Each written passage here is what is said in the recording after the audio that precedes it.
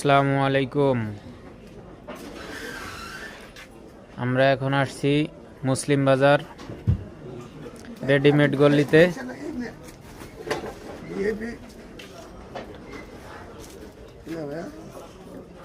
এ হচ্ছে আমাদের মানিক ভাই।